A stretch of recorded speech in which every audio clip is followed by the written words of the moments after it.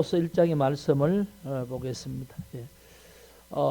오늘 이 말씀으로 제목을 하늘의 복을 받은 사람들. 예. 사실 설교를 준비하면서 제일 어려운 게 제목입니다. 제목을 너무 식상하게 너무 그냥 이렇게 할 것도 아니고 또 뭔가 들었을 때 기대할 수 있는 그런 제목을 하나 해서 매주마다 그렇게 하려고 하는데 그것조차도 쉽지는 않아요. 이렇게 했다가 저렇게 했다가 그렇게 바꿨는데, 예. 여러분, 원래 한 해가 내 삶에서 행복한 한 해가 되길 바라시지요? 예. 그런 한 해가 되길 주의 이름으로 축복합니다. 예. 그래서 지난 첫 주에는 빛의 자녀로 살자, 그렇게 제목을 삼아서 말씀을 드렸습니다. 한 해를 시작하면서 우리 교회 표어를 빛의 자녀로 사는 성도, 진리로 서는 교회, 이렇게 좀 작년에는 코로나 끝나고 나서 예배를 회복하는 성도와 교회, 은혜를 회복하는 그런 성도, 그런 흐름으로 제 말씀을 좀 이렇게 하면서 그렇게 했는데, 원래는 우리가 한 해를 살면서 빛의 자녀로 살자 하는 겁니다. 또 교회는 예수라는 그 복음 진리 위에 꿋꿋하게 서 있는 교회가 되길 바란다는 그런 마음입니다. 그런데 그래서 작년에 아니라 지난주에 설교를 하면서 빛의 자녀로 살자는 뜻을 제가 설명을 드렸어요. 한 해라는 게 내 인생의 한 도막이라고 말씀을 드렸잖아요. 뭐 시간을 도막 낼 수는 없지만 어떤 우리는 1월 1일과 11월 31일이라는 어떤 태양력을 기준으로 해를 이렇게 한 해 그렇게 우리가 카운트를 하고 있으니까 이 원래 한 해라는 이 삶을 사는데 행복하게 산다는 게 뭐냐면 정말 기쁨으로 또 우리에게 주신 생명의 모습으로 사는 것이잖아요. 그런데 우리가 알아야 될 것이 한 가지 있습니다. 시간이라는 걸 우리가 알고 살아야 된다는 거죠. 한 해라는 시간이잖아요. 시간이라는 하나님이 태초에 이 만물을 시작하실 때 시간이 존재해서 우리 인간의 시간이 쭉 이렇게 흘러갑니다. 이거 멈출 수가 없는 시간이지만 어쨌든 우리가 한 해라고 규정하는 시간이 있으니까 시간도 우리가 보면 멈출 수는 없지만 우리의 어떤 의식으로 1월 1일부터 12월 30일까지 한 해라고 이렇게 어떤 도막을 내서 어떤 의미를 주잖아요. 그러면 시간이라는 게 뭔지를 알고 살아야 시간을 허비하지 않는다는 거죠. 그럼 시간이 뭐냐? 시간을 만드신 분이 하나님이시라는 거죠. 그리고 시간은 모든 만물에게 똑같이 적용이 되잖아요. 누구도 할 것 없이. 그런데 이 시간이, 한 해라는 시간이 특별한 건 뭐냐면 내 인생 1년이기 때문에 그렇다는 거죠. 모든 사람에게 다 똑같이 주어진 인생이지만 내게는 1년이라는 시간이 내 인생이라는 거예요. 이해가 됩니까? 내 인생을 1년이라는 내 인생 시간을 허비하면 내 인생이 허무하게 그냥 아무 의미 없이 지나가 버리는 거죠. 그런데 내 인생을 하루하루 시간을 정말 최선을 다해서 뭔가 의미 있는 삶으로 살면 내 삶의 시간이 알차게 되는 거죠. 내게 주신 생명의 가치를 실제로 내 삶에서 이루어가며 사는 것 아니겠어요? 그래서 내 인생의 한 해라는 시간의 의미를 알면은 바로 그 의미가 그런 의미라는 거죠. 한 해는 내 생명의 1년이라는 거죠. 허비하면 내 생명을 허비하는 것이고 내 1년의 삶을 잘 살면 내 인생의 1년이 알차게 살아가는 것이다. 예? 그게 우리가 연초에 시작하면서 먼저 이해해야 된다는 말이죠. 그래서 그러면 우리가 알차게 정말 살려고 하면 어떻게 살아야 되냐? 시간을 주신 분이 하나님이고 내 생명 주신 하나님이기 때문에 하나님 보시기에 알찬 가치 있는 삶을 살아야 된다는 거예요. 예. 그러면 그게 뭐냐 하면 빛의 자녀로 살아야 된다는 거예요. 빛의 자녀. 빛이 하나님이시잖아요. 하나님 빛이 있으라 하셨고 또 요한복음 보면 참빛 곧 세상을 비추는 그 빛이 있었다. 각 사람에게 비추는 빛이 있었다 그러잖아요. 그러니까 하나님이 참 빛이시고 예수님이 참 빛이시죠. 그럼 빛의 자녀잖아요. 우리는 빛의 자녀로 살아. 그래서 예수님께서 너희는 세상의 빛이라. 빛은 이 말 아래 두지 않고, 말 아래 둔다는 말은 여러분 곡식을 대는 말 있죠. 한 말, 두 말 하는 이 그릇 계량하는 그릇이 있잖아요. 그 아래 두는 것이 아니고 등경 위에 둔다는 거죠. 다른 사람 다 보이게. 그러니까 내가 빛으로 산다는 것은 모든 사람 앞에 내가 하나님을 섬기는 사람으로 산다는 것을 나타내 들어 보이는 거죠. 그러면 그게 뭐냐 할 때 지난주에 세 가지를 말씀했어요. 이제 내 생명의 시간이 뭔지를 알아야 된다고 말씀드렸죠. 빛이 하나님이시고 내 빛이신 하나님께서 내 인생 주인이라는 거죠. 그리고 빛으로 산다는 것은 뭐냐 하면 빛이신 하나님을 채워야 내가 빛을 먼저는 채워야 되는 것. 그래야 채워서 우리 속에서 채워진 그 빛이 있어야 빛이 바깥으로 비춰질 수 있다는 거예요. 그럴 때 빛의 자녀로 살아가는구나 하는 것을 다른 사람이 볼 수 있다는 거죠. 자, 그러면 그렇게 말하면 추상적인데 그럼 어떻게 해야 되냐? 빛이 하나님이자면 빛으로 채운다는 말은 매일매일 하나님을 느끼면서 산다는 거죠. 네? 느끼면서. 그리고 그 빛을 내가 채우는 게 뭐냐 하면 말씀을 통해서 하나님 나에게 사랑을 베푸시는 하나님을 늘 매일마다 내 마음에서 다시 느끼고 깨닫고 그렇게 사는 거죠. 그래서 그러면 어떻게 하느냐? 하나님의 말씀을 규칙적으로 매일매일 보는 거죠. 보면서 확인하는 거예요. 그러니까 성경을 읽는다는 걸 의무적으로 어디서 어디까지 읽어야 돼 이게 아니고 성경 읽어가면서 하신 말씀 중에서 나는 너희를 사랑하는 하나님이시다. 이러면 하나님이 나를 사랑하시는 하나님이구나 라는 것을 하나님 대해서 느끼잖아요. 그걸 느끼면서 그날 하나님은 나를 사랑하시는 분이시군요. 나는 너희와 항상 함께한다. 이런 말씀 들을 때 하나님은 나와 함께 계시는 분이시군요. 이걸 확인하고 내 마음으로 느끼면서 그날 살아가는 거예요. 그게 빛으로 채우는 거죠. 네. 하나님이 내게 베푸신 모든 것을 확인하면서 매일매일 그렇게 하는 작업이 빛을 내 속에 채우는 겁니다. 이해가 되시죠? 그래서 그 빛으로 채워지면 나는 그 빛으로 살아가게 된다는 거예요. 신앙을 거창하게 뭘 크게 옛날에 그 율법을 책망하신 예수님처럼 하루에 3번씩 기도해야 된다고 하니까 그 규칙에 따라서 하루에 3번씩 기도하는 그런 게 아니고 내 마음에 하나님을 느끼면서 어느 순간이든지 하나님을 생각하고 고백하고 기도할 수 있는 것. 그게 진짜 신앙이라는 거죠. 그러니까 그 신앙이 있으면 신앙이 내가 하나님을 믿고 살아간다는 게 이게 짐이 아니고 의무가 아니고 느끼면서 매일매일 하나님 그 사랑 안에 내가 살아가는 거죠. 그게 빛의 자녀로 사는 겁니다. 그렇게 살다 보면 하나님이 기뻐하시는 일을 하겠죠. 하나님 원하시는 마음을 알아서 그렇게 움직이겠죠. 그게 빛의 자녀로 사는 것입니다.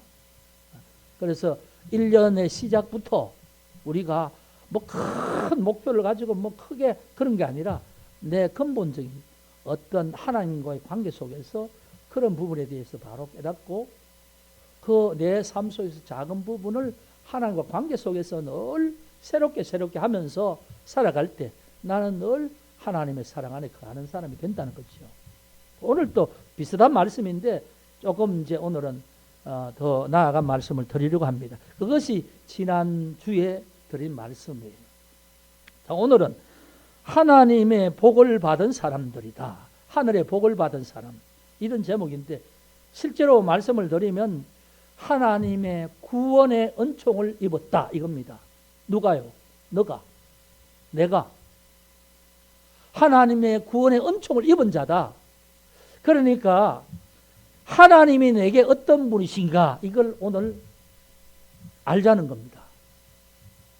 지난주에는 빛의 자녀로 사는 게 무엇이냐, 1년을 그렇게 어두움 속에가 아니라 빛 가운데 살아가는 1년의 삶이 되자는 것이고, 그러기 위해서, 내가 행복하기 위해서, 내가 정말 한 해를 알차게 보내기 위해서 내가 확인해야 될 게 뭐냐면, 지난번에는 시간이고 생명이라는 이 부분을 확인했지만, 오늘은 뭐냐 하면 내가 믿는 하나님은 누구신가, 하나님 앞에 서 있는 나는 누구인가, 이 부분을 확인하자는 겁니다.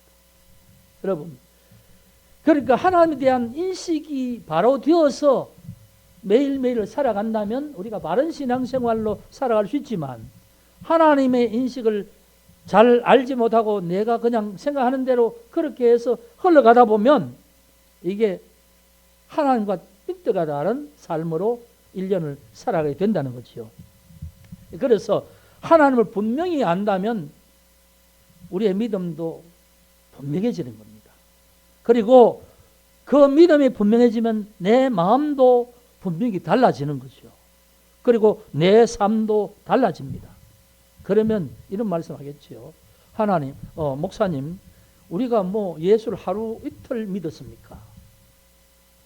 우리가 태어날 때부터 믿었으면 이 나이까지 예수를 믿었는데 우리가 뭐 예수님을 왜 모르고 하나님을 왜 모르겠습니까? 여러분, 그렇게 생각할 수 있지만 여러분 잘 오늘 말씀을 잘 들으시고 생각을 해보셔야 됩니다. 예수 다 믿지요. 한국교회 수많은 성도들 다 예수 믿지요. 그런데 그 사람들의 예수 믿는 믿음의 어떤 양상은 다 달라요. 그 양상, 믿는 믿음의 양상이 다 다르기 때문에 삶의 태도도 다 달라요.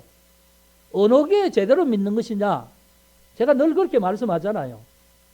어떻게 믿는 게 바로 믿는 것이냐를 바로 모르면 자기가 생각하는 식으로 예수를 믿는다고 착각하는 그런 가운데 평생을 그러니까 지나치고 있는 그런 교인들도 많이 있어요. 아예 안 믿는 사람은 안 믿는 사람으로 젖혀두고 예수 믿는다는 사람 중에서도 평생을 그렇게 믿는 사람이 있으니까 우리가 바로 잘 알아야 된다는 말씀이죠. 오늘 우리는 이 한 해를 시작하면서 예수를 믿어왔지만 그러면 내가 믿는 믿음이 바른 믿음이었는지 아니면 뭔가 삔대가 좀 어긋난 믿음이었는지를 확인해보고 1년을 하나님 앞에 살아라, 그 말씀입니다. 여러분, 과거에는 예수 믿는 게 참 쉬웠어요. 한 50년 전만 해도 저희들이 중학교 들어갈 때 그때까지만 해도 예수 믿는 게 그렇게 어렵지 않았어요. 복잡하지 않았습니다. 요즘은 얼마나 세상이 복잡한지요. 신경 써야 될 게 너무 많은 거예요. 해야 될 게 너무 많은 거죠. 그러니까 내가 하나님을 믿으면서도 내가 살아가야 될 삶에서 뭘 해야 될 여러 가지 복잡한 일들 가운데 그것을 잊어버리면 안 되니까 생각하고 거기 다 있으니까 복잡한 거예요. 그런 복잡한 속에 있으니까 하나님을 단순하게 믿는다는 게 내가 마음은 그런데 실제로 살아가는 삶에서 보면 순간순간마다 하나님을 잊어버리고 그냥 그 어떤 일에 매여가지고 그 복잡함에 매여가지고 그냥 막 분주하게 사는 거예요. 그래서 그렇게 자꾸 살다 보면 내가 예수를 믿는지 안 믿는지 한참 지나다 보면 내 스스로가 막 헷갈리는 거죠. 예전에는 아침에 일어나면 별로 할 게 없었어요. 단순한 사회이기 때문에. 시골에 제가 어릴 때 시골에 있었는데 시골의 어른들은요 뭐 할 일이 별로 없어요. 아침에 일어나면 새벽에 일어나서 교회 가서 새벽 기도하고 그 다음에 들에 가서 일하다가 좀 아침에 일 좀 하다가 와서 밥 먹고 그리고 또 좀 쉬다가 또 들어가서 일하고 그러다가 점심을 덜에 갖다 주면 들어서 그 먹고 나무 그늘에서 또 한 30분 자다가 또 일하다가 저녁 되면 오면 그러면 이제 끝나는 거예요. 그러니까 내가 일하고 싶으면 일하고 내가 쉬고 싶으면 쉬고 일이 단순한 거죠. 그러니까 신앙생활도 단순했어요. 새벽기도 갔다가 일하면서 뭐 흥얼흥얼 거리면서 찬송하다가 그러다가 뭐 음식 먹고 좀 자다가 또 일하다가 돌아오면 되는 거예요. 근데 요즘은 복잡한 세상에서 사람 만나야지. 이 사람은 일 때는 만나니까 이 사람하고 뭐 일을 잘하기 위해서 뭘 준비해야 될 것인가 많은 거예요. 복잡한 거죠. 그래서 믿음도 옛날처럼 단순하지 않고 복잡해지는 거죠. 여러분, 우리가 하나님을 믿는다는 믿음도 복잡한 가운데서는요, 우리의 마음의 복잡한 속에서 하나님을 제대로 믿지는 못합니다. 그 시간들이 계속 지나가다 보면 하나님에 대한 생각보다는, 마음보다는 정말 생각만 하고 있고 그냥 지나가는 게 많죠. 그래서 여러분, 오늘 이런 시점에 우리가 참 점검해야 될 것이 뭐냐 하면, 내가 지금 하나님을 어떻게 느끼느냐라는 거예요. 하나님에 대해서 어떤 마음이 있느냐, 어떤 믿음이 있느냐, 이런 말이죠. 그리고 나는 그걸 확실히 내가 마음에 믿어진다, 믿는다, 이런 고백이 있느냐를 확인해 봐요. 신앙이라는 이 하나님을 믿는다는 신앙을 유신론이라고 그래요. 유신론. 어떤 철학적인 그 어떤 신을 믿는 어떤 이론을 유신론, 이신론 이런 게 있는데요. 유신론이라는 게 뭐냐 하면 기독교의 신앙을 말할 때 그럽니다. 자, 하나님이 계셔요. 유신론이라는 것은 하나님이 계시는데 하나님은 만물 창조하신 분이시다. 그리고 그 하나님은 만물 창조하시고 다스리고 계신다. 하나님은 만물 창조하신 주인으로서 만물을 보고 계시고 살피고 계시고 다스리고 계신다. 그게 유신론이에요. 관심 있게 보신다는 것이죠. 그래서 하나님 지금도 살아서 움직이고 계신다는 거예요. 그게 기독교 신앙이죠. 그런데 그 하나님이 하나님 앞에 범죄한 나를 구원하시려고 예수를 십자가에 못 박게 하시고 나를 구원하셨다. 왜? 하나님이 나를 사랑하시기 때문에. 나는 그렇게 믿는다는 거예요. 그게 유신론, 기독교 유신론이에요. 그래서 예수를 다 믿죠? 거의. 네. 그런데 예수를 믿긴 하는데 이게 마음에 와닿지 않는다는 거죠. 뭔가 머리로는 이해가 되는데 마음에 와닿지 않는다. 이게 뭐냐 하면 예수를 믿는다고 하긴 하는데 이 사람의 사고, 이 신앙의, 이 사람의 신앙의 방식이 뭐냐? 이신론적인 신앙이에요. 예를 들면 이런 겁니다. 이 사람 이신론이라는 건 뭐냐 하면 이거예요. 조금 어렵지만 들어보세요. 아, 세상을 보니까 세상을 창조한 신은 있어. 응? 하나님이 세상을 창조하셔서 오케이, 그럼 믿어. 그런데 하나님이 세상을 창조하시고 세상에 살아계셔서 세상에 이렇게 간섭하시고 세상의 모든 일들을 이렇게 주권을 가지고 역사하신다. 그건 안 믿어져. 왜? 하나님이 그렇게 하신다면 전쟁이 왜 있느냐? 하나님이 그렇게 있으면 왜 사람들이 원치 않는 그런 지진이나 재난들이 왜 있지? 그런 걸 보면 하나님이 별로 세상에 관심이 없는 것 같아. 하나님이 계신 건 내가 머리로 이해가 되는데 그 하나님이 세상에 이렇게 오셔서 뭔가 하신다면 나는 안 믿어져. 그게 뭐냐면 신을 논리적으로 이해하는 거죠. 이해. 느껴지지 않는다 그 말이죠. 이게 이신론입니다. 이신론. 신은 있는데 신과 나는 관계가 없어. 그게 이신론이에요. 유신론은 신은 계시는 나와 관계가 있어. 그분이 누구냐면 여호와 하나님이야. 이게 기독교의 유신론. 그걸 설명하면 이렇습니다. 아버지가 계시죠. 아들이 아버지에 대해서 아버지가 나를 낳으셨어. 그래서 아버지는 나를 사랑하셔. 왜? 내가 아버지의 자녀니까, 딸이니까, 아들이니까 사랑하셔. 그러면 아버지가 나를 사랑하시기 때문에 나를 늘 뭔가 내가 복되기를 원하고 나를 챙겨주려고 하셔. 왜? 나를 사랑하니까. 관계지, 관계. 그러면 나는 어떻게 살아야 될까? 아버지가 나를 사랑하고 나를 행복하기를 원하시고 내가 잘 되기를 원하시니까 아버지 그런 기대에 어긋나지 않도록 나는 살아야 되지 않겠어? 그래서 내가 무엇을 하든지 아버지를 생각하면서 살아가는 거예요. 최선을 다하는 거예요. 그리고 철이 들면 아버지를 어떻게 기쁘게 하실까라고 생각하며 사는 거죠. 그게 뭐냐 하면 하나님과 하나님 믿는 사람과의 관계 사고가 아버지와 우리 아들과의 관계를 느끼는 것과 비슷해요. 이해가 되죠? 그렇게 믿는 사람들은 늘 아버지 이름만 나와도 아버지 나를 사랑하신다.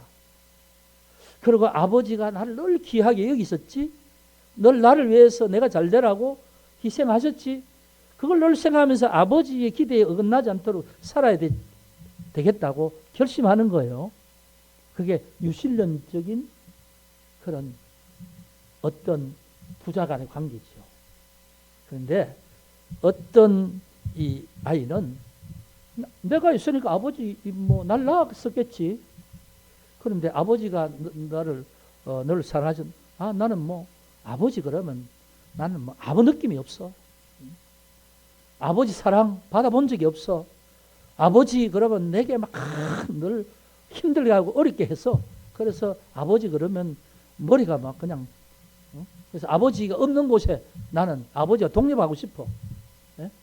그 아버지에 대한 어떤 마음이 아버지라는 것은 내가 알긴 알아요. 근데 마음은 아버지 나와 아무 상관없는 또 아무 상관없기를 바라는 거예요. 그러니까 아버지 캐도 감동되는 게 하나도 없어요. 나는 내 마음대로 살 거야. 난 내 식대로 살 거야. 그게 이실론적인 사고예요. 여러분 그 차이를 분명히 아시겠죠? 자, 한 해를 우리 행복하게 산다는 것.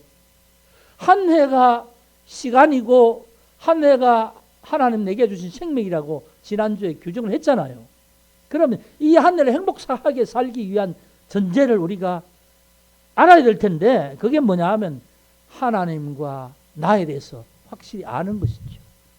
그래야 내가 하나님에 대해서 확실히 알아야 내가 아는 하나님에 대해서 내가 인식을 바로 해야 그 하나님께서 생각하시는 뜻을 나도 생각하면서 하나님 기뻐하시는 뜻대로 나도 살기를 원하는 그런 어떤 마음이 있겠죠. 그래서 오늘 그 얘기를 말씀을 드리려고 지금 제가 이렇게 말씀드리는 겁니다. 자, 그러면 오늘 이 말씀에서 오늘 사도 바울이 이렇게 3절에 말하죠. 찬송하리로다 하나님. 그런데 이 하나님이 누굽니까? 곧 우리 주 예수 그리스도의 아버지께서 그리스도 안에서 하늘에 속한 모든 신령한 복을 우리에게 주시되 이 한 절을 말하는데 주어 동사를 좀 이렇게 구분해서 봅시다. 오늘 주어 동사는 하나님이 우리에게 신령한 복을 주신다 이 말이에요. 그런데 그 하나님이 누구냐 하면 예수 그리스도의 아버지고 그 복을 주시는데 어떻게 주시느냐? 방법은 그리스도 안에서. 그렇죠? 이걸 이제 한 문장에서 이렇게 하다 보니까 그런 거예요. 세 가지를 말하는 거죠. 오늘 3절에서 하나님이 우리에게 복을 주셨다. 그 복은 신령한 복이다. 신령한 복이다. 그런데 그 복은 그리스도 안에서 주시는 복이다. 이 복은 세상의 복이 아니다 이그 말입니다. 하늘의 복이라는 겁니다. 이해가 됩니까? 세상에 잘 되는 복을 우리에게 주신 게 아니라 하늘의 복을 우리에게 주셨다. 그러면 자 바울이 이 말을 3절 한 것을 내게 적용하고 한번 봅시다. 하나님이 내게 복을 주신다는 거죠.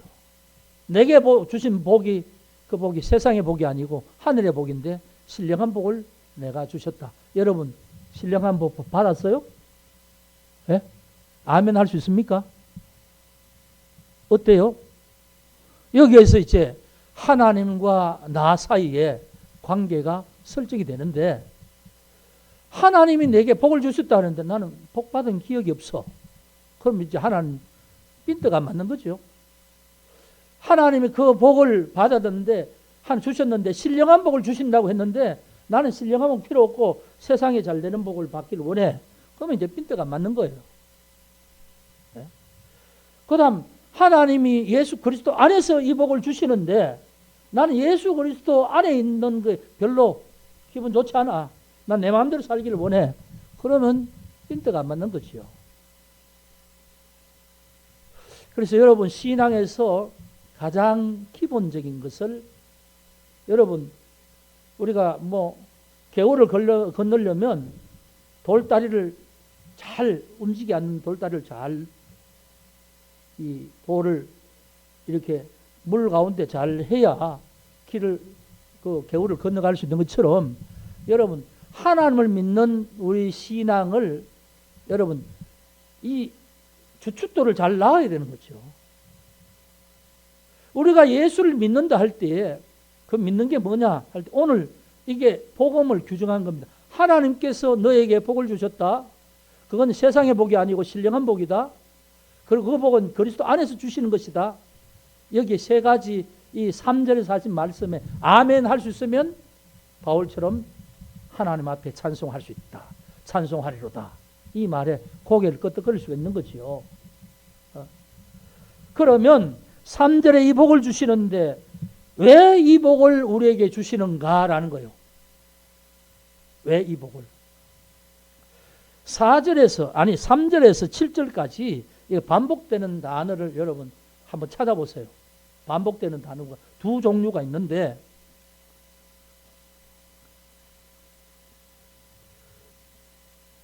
찾으셨어요? 두 종류의 단어. 하나는요.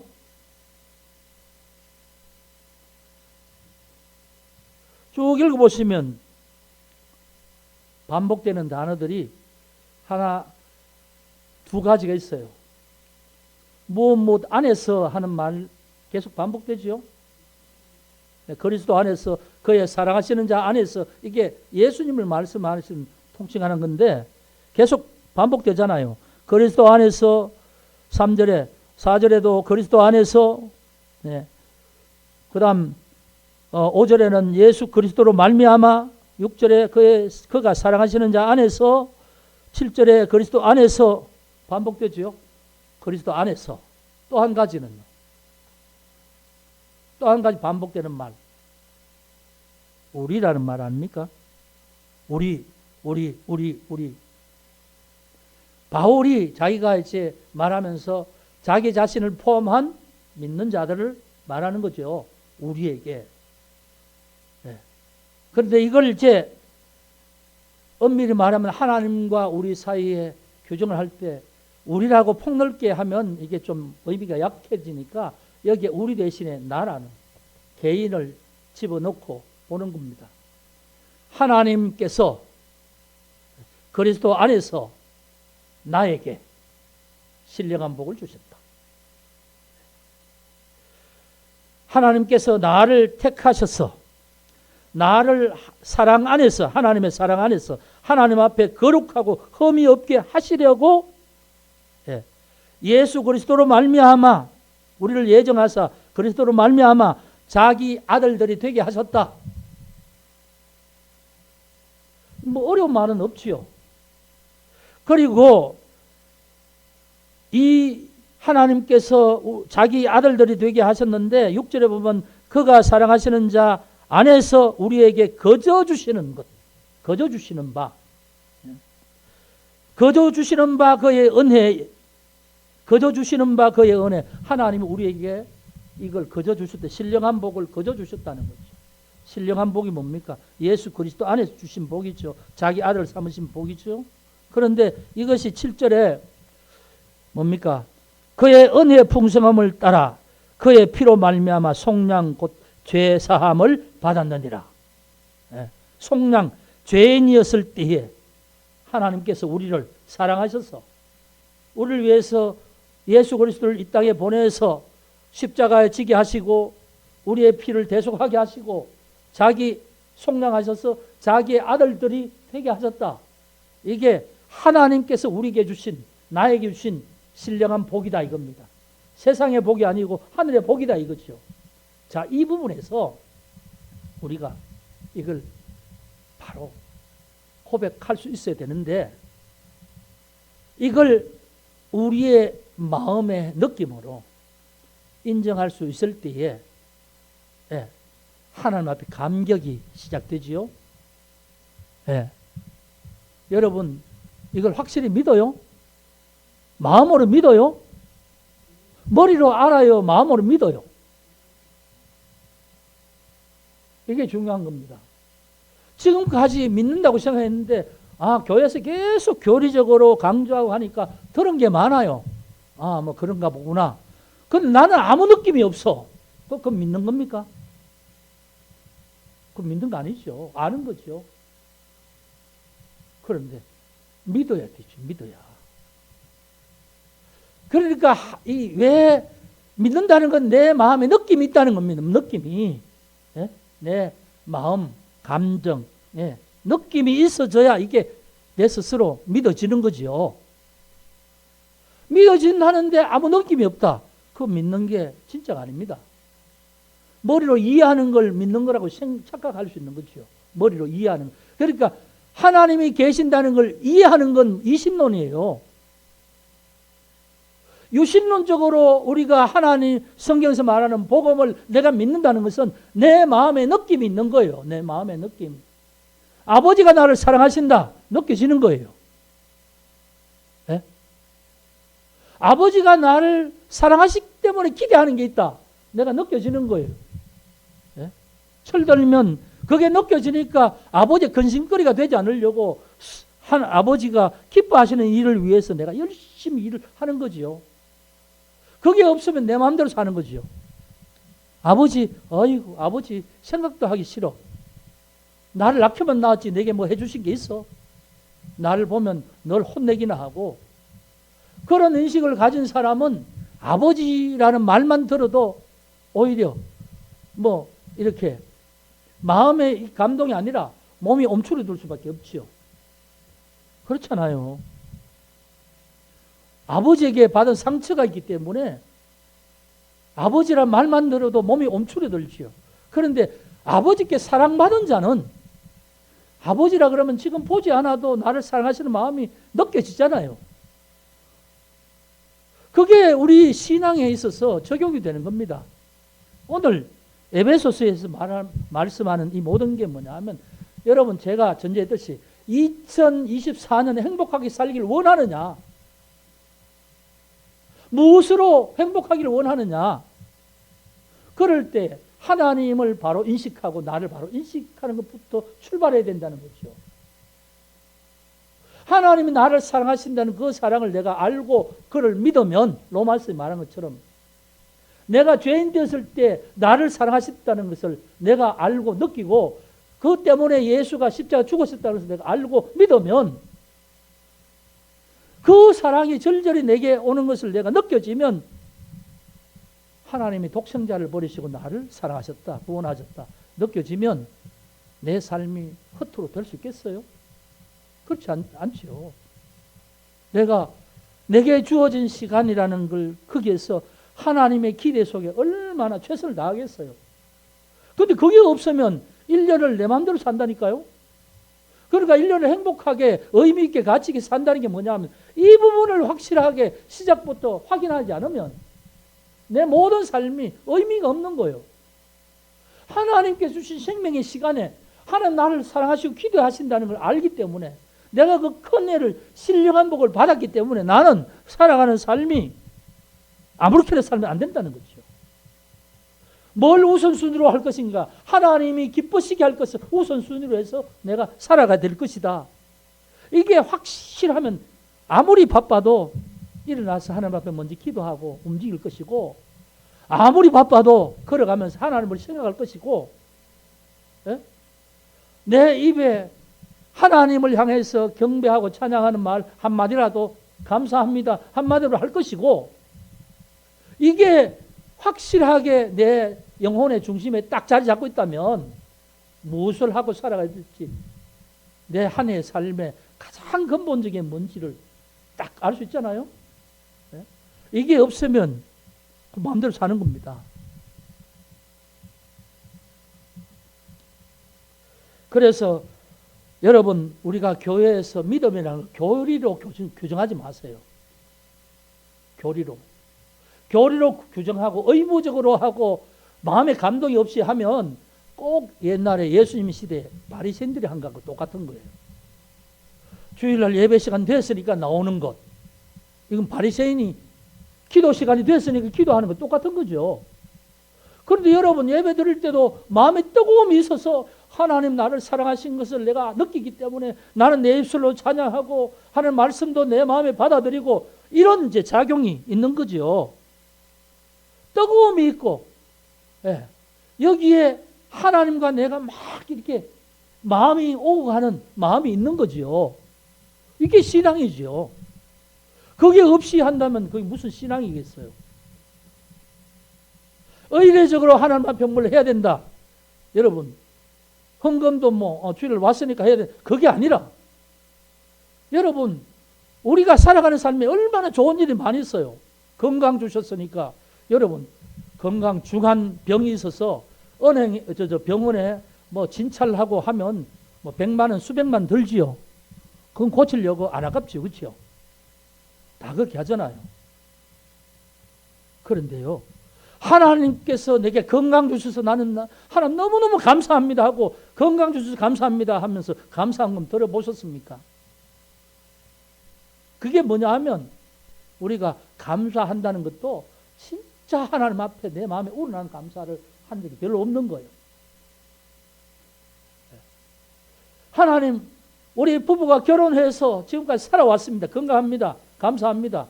그것도 감사할 수 있는 거죠. 그걸 결혼 감사헌금 해야 됩니다 해서 하는 거고, 생일 감사헌금 해야 됩니다. 안 가르쳐서 몰라서 안 합니다. 저는 그런 그런 헌금을 하십시오 마십시오 그러면 한 번도 안 하죠. 그런데요, 다른 교회 가면 그런 헌금 다 해요. 하는데 저는 그런 헌금에 대해서 한 번도 얘기 안 합니다. 그런데 진짜로 감사한 마음이 이 속에서 있으면 생일 되면 생일 돼서 건강하니까 감사하는 거죠. 그리고 내 생애에 정말 위기 속에서 하나님이 나를 붙들어 주셨다는 걸 느낄 때 또 그것도 감사한 거죠. 하나님이 내 인생을 살피시고 주관하신다는 것을 느끼는 사람은 그걸 하는데, 그게 없는 사람은 그게 감사의 일인지 아닌지도 모르는 거예요. 이해가 되죠, 여러분? 그러니까 여러분, 제가 드린 말씀의 본래의 뜻을 잘 아시기 바랍니다. 감사헌금을 그런 것도 해야 된다라고 제가 여러분에게 넌지시 이런 설교하면 한다고 그렇게 오해하지 마십시오. 하나님께서 우리의 삶의 주인이시기 때문에 우리의 삶의 부분에 보면 좋은 일도 있고 어려운 일도 있는데, 어려운 중에서도 하나님 나를 지켜주셨다는 게 느껴지잖아요. 그럼 가만히 있지 말고 하나님 앞에 감사를 표시를 하란 말입니다. 여러분, 하나님이 나와 함께 하신다고 믿는다면. 그런데 그 믿음이 없으면 할 이유가 없잖아요. 그냥 내가 먹고 살고 움직이니까 건강은 저절로 죽은 것이고 이거 하나님하고 상관없는 것이다. 하나님 앞에 감사할 일이 없잖아요. 그래서 병원에는 수백만 원 줄 수도 있지만 감사헌금은 10,000원, 20,000원 이렇게 하잖아요. 하나님이 꼭 돈으로 뭘 하시냐? 또 어떨 때는 또 그런 얘기를 하더라고요. 하나님이 꼭 돈을 많이 해야 되느냐? 근데 그런 게 아니라 물질이 있는 곳에만, 여러분, 사랑의 마음이 있는 만큼 그 밀도에 따라서 헌신의 정도가 달라지잖아요. 그게 뭐냐 하면 살아있는 믿음이 있느냐 없느냐에 따라서 구분이 된다, 그 말씀입니다. 그래서 하나님의 그 사랑을 느끼면 믿음도 달라져요. 삶도 달라져요. 그런데 그게 느껴지지 않으면 그냥 지나가요. 내 중심으로 내가 생각하는 대로 하나님과 상관없이 그냥 지나가요. 여러분, 하나님이 이 복을 주신 걸 기억하시기 바랍니다. 근데 이 복은 오늘 세 번째로 제가 드릴 말씀은 그리스도 안에 우리에게 주신 복이다. 예수 믿어야 될 이유가 그거예요. 예수님을 주셔서 예수가 십자가에 돌아가셨고 예수님이 나의 죄를 속량하셨기 때문에 나는 하나님의 자녀가 된 거예요. 하나님 딸이 된 거예요. 그러면 예수 안에서 구원의 복을 주시는 거지요. 그래서 우리는 믿기만 하면 되는 거예요. 여기 오늘 말씀을 그렇게 하죠. 6절에 그가 사랑하시는 자 안에서 우리에게 거저 주시는 바, 거저 주시는 바 하나님 그분의 은혜의 영광을 찬송하게 하려는 것이다. 하나님 왜 예수 안에서 아들을 십자가에 못 박고 우리를 아들로 삼아주셨냐? 하나님께서 우리를 사랑하셔서 죄인임에도 사랑하셔서 아들을 대신 버리셨다는 것. 그러니까 우리가 해야 될 일은 뭡니까? 그 하나님을 찬송해야 된다는 겁니다. 우리를 사랑하셔서 우리들이 대신에 예수를 버리셨으니까 실제로는 우리가 예수님 몸값처럼 귀한 거죠. 예수님 짤입니다. 예수님 짤이. 그러니까 우리의 몸을 헛되게 살 수가 없는 거지요. 자, 여러분, 그래서 우리가 한 해를 살아갈 때 이 부분을 확실히 고백할 수 있길 바랍니다. 우리는 하나님께서 나에게 신령한 복을 주셨기 때문에 나는 그 복을 받았다. 그 복이 뭡니까? 세상에 있는 좋은 것이 아니고 하나님이 보시는 신령한 복이다. 세상에서 피할 수 없는 것이다. 그게 뭐냐? 하나님의 자녀로 불러주시고 내 죽은 영혼을 살려주시고 구원해주시고 내 죄를 예수의 피로 씻어주시고 내 죄를 없이 하신 것이 바로 하나님이 내게 주신 복이라는 겁니다. 세상에 수많은 사람이 있지만 수많은 사람 다른 사람이 아니라 바로 나에게 그 복을 주셨다는 것이죠. 장예림에게, 이철봉에게 하나님은 세상에 수많은 사람들 그 사람 있지만 내게 그 복을 주셨다. 나는 아멘이죠. 아멘. 네. 예림이도 아멘 할 수 있니? 아멘이에요. 하나님이 그 복을 너에게 주신 거예요. 예수님을 믿기만 하면 예수님 십자가에 돌아가신 그 피로 말미암아서 너의 지옥 갈 죄가 용서받았다는 거지. 근데 그걸 돈 주고 산 거야? 너 하나님께 그거 복 주십시오 하고 모아놓은 돈을 드려봤어? 아니잖아. 믿기만 하면 주신 거야. 그걸 믿으면 너는 다른 사람과 달라. 너는 영혼의 구원의 복을 받았지만 너의 친구들은 그 복을 몰라요. 그렇지? 다른 친구들은 예수가 누군지 하나님 누군지 모르잖아. 너는 그 복을 받았어. 그럼 그 복을 알려주는 거야. 그게 전도야. 나 예수 믿어. 예수님이 내 죄에 의해서 십자가에 돌아가셨어. 나는 믿기 때문에 하나님의 딸이 됐어. 너희들도 예수 믿어야 돼. 그게 전도예요. 아시겠어요? 어려운 거 없어. 자, 그래서 여러분 이렇게 하나님께서 풍성한 은혜를 주셨죠. 그럼 우리가 해야 될 일이 뭡니까? 하나님 앞에 영광 돌리는 거예요. 그래서 오늘 우리가 그 복을 받아서 우리가 해야 될 것이 뭐냐면 6절에 그의 은혜의 영광을 찬송하게 하려는 것이다. 그의 은혜의 영광. 그의 은혜가 뭡니까? 우리에게 죄사함을 주시고 아들 삼아 주시고 공짜로 믿게 하시고 이게 그의 은혜죠. 하나님이 우리에게 주신 신령한 은혜. 그러면 우리는 뭡니까? 하나님 앞에 영광을 찬송하는 거죠. 그래서 바울은 찬송하리로다 이렇게 선언하고 있습니다. 그래서 2024년 둘째 주일을 맞이해서 우리는 하늘의 신령한 복을 받았습니다. 아멘입니까? 예. 그래서 우리는 하나님을 기뻐시게 하는 삶을 사는 거예요. 그게 찬송하는 삶이에요. 기뻐시게 하는 게 뭐냐면 늘 하나님의 말씀을 따라서 살아가고 하나님을 마음에 느끼고 늘 하나님 앞에 의지하고 그게 우리가 해야 될 일이에요. 자, 그렇게 산다면 한 해는 평탄할 것입니다. 한 해는 하나님께서 함께 동행해 주실 것입니다. 이 복이 저와 여러분에게 삶 속에서 늘 지속되기를 주의 이름으로 축복합니다. 기도하겠습니다. 아버지 하나님 감사합니다. 영광을 받아 주시옵소서. 아버지 하나님, 새해 둘째 주일을 맞이해서 우리가 하나님의 신령한 복을 받은 존재라는 사실을 다시 한번 깨닫습니다. 예수 그리스도 안에서 우리의 죄를 속량하여 주시고 하나님께서는 우리를 아들로 딸로 삼아 주셨습니다. 특별히 너에게 그 복을 주셨다는 사실을 오늘 우리 각자가 믿게 하시고 느끼게 하시고 이 복을 따라 살게 하여 주옵소서.